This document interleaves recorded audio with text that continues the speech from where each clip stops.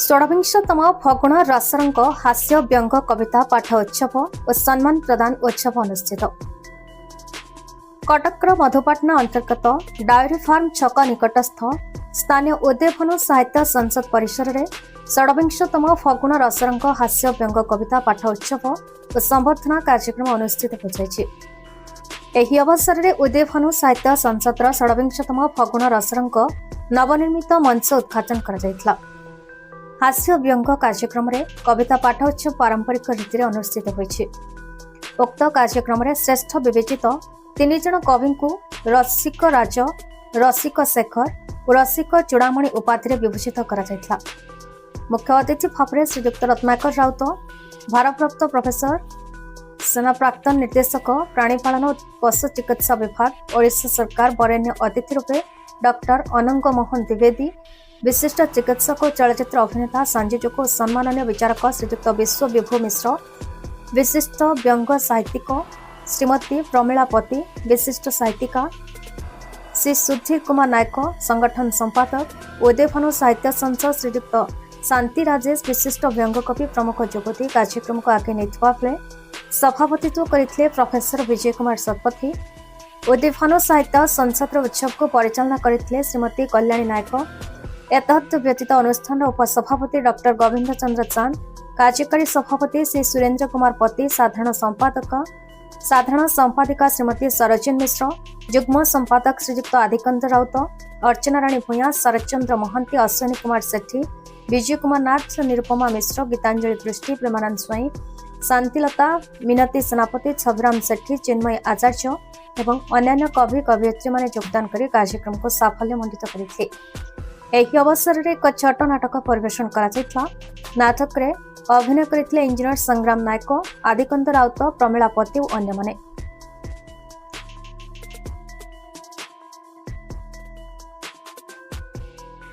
आदिकंद राउत, युग्म संपादक उदयभानु साहित्य संसद 1999 मसीह आमर उदयभानु साहित्य संसद जदिव स्थापित है।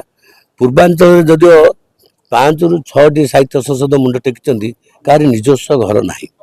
आम ओया ओसिया आठी से आम एमती बुलिक करुचु, कोटी टाउन हल, कोटी श्रीरामचंद्र भवन ये करुचु। आम श्रीरामचंद्र भवन में करूँ, अन्य जगह भी करूँ, कि आमर यही जगह बहुत वर्ष तले आमको जदिव मिलता कि आम तार उन्नति करूँ। एमती आमर जो पूर्वतन आमर जे थिले उपसभापति गोकुलानंद नायक, सी किसी गोटे मंडप करदे सेमती, किंतु से भी भांगी भूंगी गला। किंतु जाओ तार गोटे समय सुजोग आसला। साधारण संपादिका आमर सरोजिनी मिश्र से आम प्राय पाखापाखि 10 वर्ष है स्वप्न देखुलु एमती गोटे खाली घोड़े देवु, कहीं प्रति वर्ष 1000 टका खर्च होता। तो गोटे समय सुजोग आसला। साधारण संपादिका से तार दिन राति अक्लांत परिश्रम कर जोगाजोग कले, किसी सभ्य मैंने सब अनुदान देले, बाकी जहाँ निहट हट है सी हाथ देती।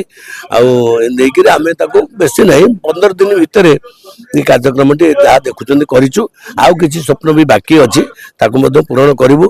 जहाँ गोटे साहित्य अनुष्ठान आप जोटा देखुं लिखाई उदयभानु साहित्य संसद एमती लिखाई, लेखा किसी मलिन पड़नी, जगह सेमती अच्छी, किसी किसी डेभलप कराऊँ कहीं निजस्व जगह टे साहित्यानुरागी मैंने आसी बसवे आठी गोटे आलोचना हम। चांदिनी पितई.com नाटक टी परिकल्पना मुझे जो बहिर क्यारेक्टर हूँ कि से स्वामी टी नुची छवि कोट कौन अणा कर सबाड़ कर कथा। उदयभन साहित्य संसद देखा देखुं तार साधारण संपादिका भाव यही जगार ये मुहूर्त में परिचित सरोजिनी मिश्र। कार्यक्रम रंगले रंगले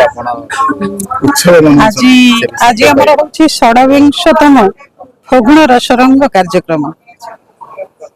ये कार्यक्रम सारा वर्ष भाराक्रांत रहिबा परिप्रेक्षी चिंता करा जायतिला। सत्य शुणी आमर बड़ भाई चलीगले, से कहते फगुण होली रे गोटे कार्यक्रम कर, हास्य व्यंग सबुतक समस्ते हसबे, हसवा हसैबा यही जिनसर धाराटा आज भी चली तिथि रे हास्य व्यंग कविता कथनी आउ ड्रामा मो पाखरे अच्छे एपटे आदिकंद राउत भाई आउ सी ड्रामा भारी व्यस्त दिन राति लगिकी ए मंच फंच जिते आम सजाड़ीचु सी मते सबुठ अधिक कर्म क्षेत्र रे सहयोग करछन तेणु ତାଙ୍କ ଠାରୁ ଆମେ କିଛି ଶୁଣିବା। निश्चित तांको ठाରୁ भी टिके सुनंतु। उदयभान साहित्य संसदर आज जो कार्यक्रम पवित्र होली उत्सव पालन उपलक्षे आयोजित होती व्यंग कविता एवं व्यंग कथनी पठन उत्सव प्रतियोगिता भी अच्छी ताधीरे एवं ता सहित यही उदयभान साहित्य संसद परिसर रे नवनिर्मित मंच तार लोकार्पण एवं यही अन्यान्य कार्यक्रम नाटक परिवेषण ये सब जो कार्यक्रम व्यवस्था कराई या अत्यंत आनंदर कथा प्रभु कृपारू मते एठारे उपस्थित रहिबार सुजोग मिली प्रभु जगन्नाथ को धन्यवाद एवं समस्त एवं दयाकरी सेमिति रंग खेलते जोटा केवल खुशी रंग हम भगवान साई संघ आज छोटू एत बड़ हवा जाऊँगी सेटा बहुत खुशी कथा बहुत साहित्य प्रेमी कला प्रेमी बंधु मैंने ये आसिक सहयोग कर आमको एत खुशी लगुच आज पार्टी कहला भी माने मत हाँ लगुच शब्द शब्द भाई लगुच